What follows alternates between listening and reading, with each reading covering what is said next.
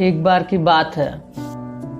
एक समुराय जो अपने ताकत और ईमानदारी के लिए जाना जाता था, एक साधु के पास कुछ राय मशवरा करने गया। जैसे ही वो साधु की कुटिया में गया, उस वक्त साधु मेडिटेशन कर रहा था। साधु को देख के वो खुद को छोटा और इंफीरियर महसूस करने लगा और सोचा कि पूरी जिंदगी में न्याय और शांति के लिए लड़ने के बावजूद कभी साधु की तरह सुकून नहीं पा सका। जैसे ही साधु मेडिटेशन से उठा, समुराय ने पूछा कि मैं इतना इंफीरियर क्यों फील कर रहा हूं? मैंने बहुत बार मौत का सामना किया है, कितने ही कमजोर लोगों को बचाया है।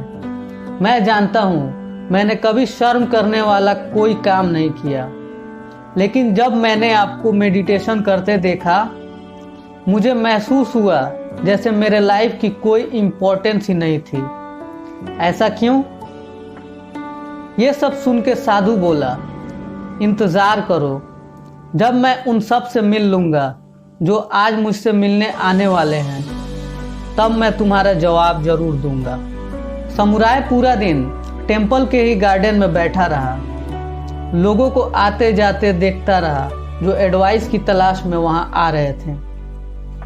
उसने देखा कि कैसे साधु सबसे एक ही जैसे पेशेंस से और अपने चेहरे पे एक जैसे ही मुस्कान लिए सबसे मिल रहा था। लेकिन जल्दी ही वो बेचैन होने लगा, क्योंकि बचपन से ही वो करता रहा जो उसे करना चाहिए था। कभी वेट नहीं किया था उसने। फिर भी वो बैठा इंतजार करता रहा। रात होने लगी, तब सभी जा चुके थे। फिर उसने पूछा, क्या अब आप मुझे बता सकते हो? साधु ने उसे अंदर बुलाया और अपने कमरे में ले गया। आसमान में चांद पूरी तरह निकल गया था और मौसम भी बिल्कुल शांत और सुहाना था। साधु ने पूछा, क्या तुम चांद को देख रहे हो? कितना खूबसूरत है ना ये।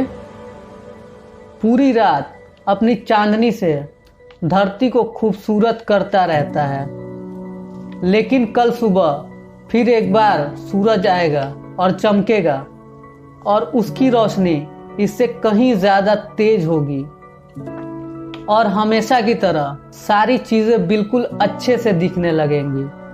पेड़, पहाड़, बादल, नदियां।